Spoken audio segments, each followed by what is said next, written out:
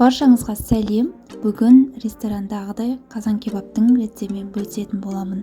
Еті, картошкасы керемет, жұмсақ болып шығады.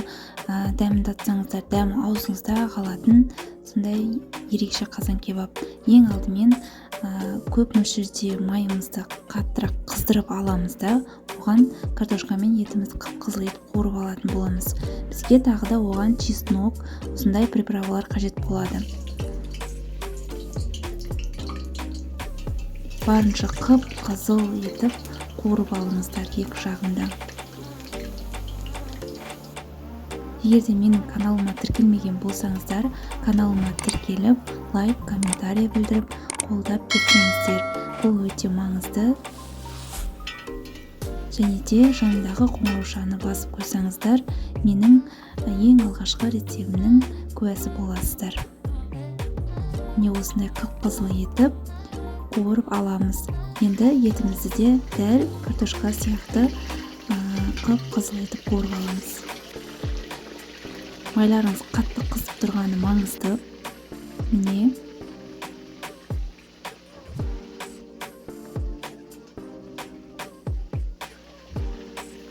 осылай екеуін де қуырып алғаннан кейін майымызды кішкене азайтамыз.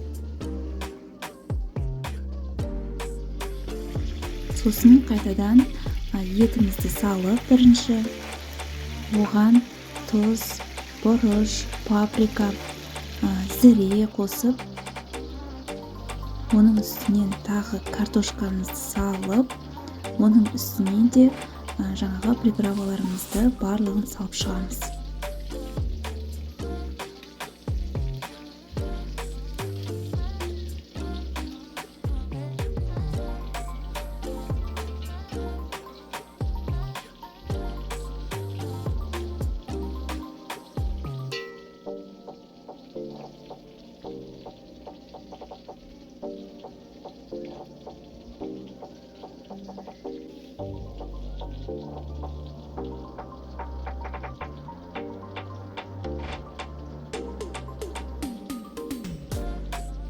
Және де чеснок қосасыздар. Чеснок пен лавровый мен қосып жібердім. Дәмі керемет болады. Енді осыған азырақ суымызды қосып, жай отта 30 минут пісіріп аламыз. Пиязына осылай ірілеу етіп турап, оны әшісін алу үшін қайнаған суымызды құйып, кішкене 10 минутқа қалдыра тұрамыз.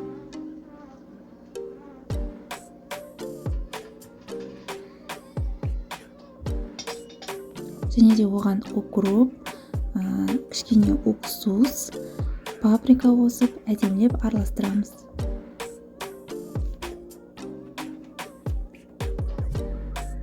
Және де піскен қазан кебабымыздың бетіне қойып жібереміз. Өте сочный болады. Міне, менің қазан кебабым дайын болды. Осы рецепттерге ұнаған болса, лайк, комментарий қалдырып, пікірлеріңізді қалдырыңыздар. Өте сочный, мощный, керемет қазан кебапты сіздер де менің рецептіммен дайындап үйлеріңізді қуантыңыздар. Сіздермен болған Ақерке Қасым. Менің видеом соңына дейін қарағандарыңызға рахмет. Келесі көріскенше сау болыңыздар.